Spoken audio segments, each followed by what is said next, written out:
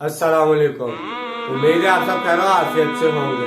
تو آئیے آج کی آیت شروع کرتے ہیں. بسم اللہ الرحمن الرحیم. کنتم خیر امت اخرجت للناس تأمرون بالمعروف وتنهون عن المنکر وتؤمنون بالله ولو آمن اهل الكتاب لكان خير لهم منهم المؤمنون واکثرهم فاسقون. شروع اللہ کے نام سے جو بڑا مہربان نہایت رحم کرنے والا ہے. تم وہ بہترین امت ہو جسے لوگوں کے لیے برپا کیا گیا ہے. تم حکم کرتے ہو نیکی کا اور تم روکتے ہو بدی سے اور تم ایمان رکھتے ہو اللہ پر. اور اگر اہل کتاب بھی ایمان لے آتے تو یہ ان کے حق میں بہتر تھا. ان میں سے کچھ تو ایمان والے ہیں لیکن ان کی اکثریت نافرما برداروں پر مشتمل ہے. یہاں امت مسلمہ کی غرض تحسین بیان کی جا رہی ہے، یعنی یہ پوری امت مسلمہ اس مقصد کے لیے بنائی گئی تھی. یہ دوسری بات ہے کہ امت مسلمہ اپنا مقصد حیات بھول گئی.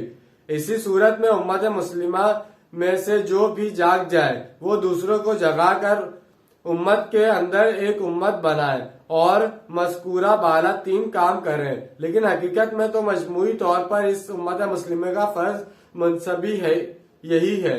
قبل ازیں ہم سورہ بقرہ کی آیت میں امت مسلمہ کا فرض منصبی بائے الفاظ پڑھ چکے ہیں.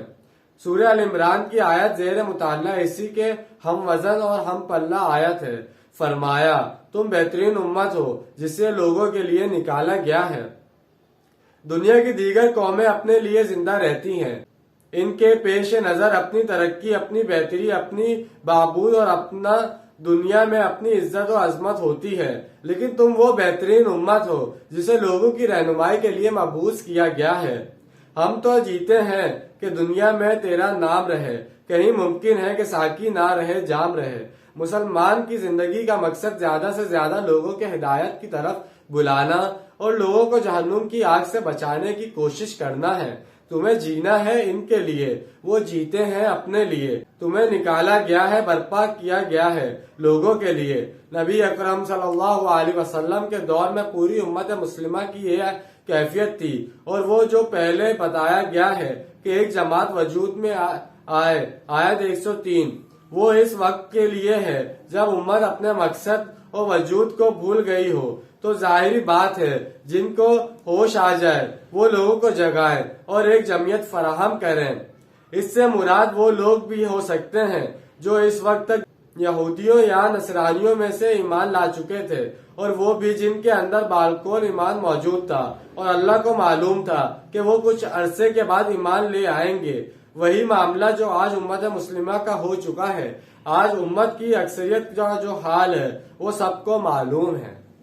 تو جیسے کہ آج ہم نے ایک آیت کا ترجمہ و تفصیل بیان کی ہے. امید ہے کہ آپ کو ویڈیو سمجھ میں آئی ہوگی اور پسند آئی ہوگی. ملتے ہیں اگلی ویڈیو میں. اپنا ڈھیر سارا خیال رکھیے گا اور اپنوں سے زیادہ دوسروں کا خیال رکھیے گا. جب تک کے لیے اللہ حافظ، فی امان اللہ.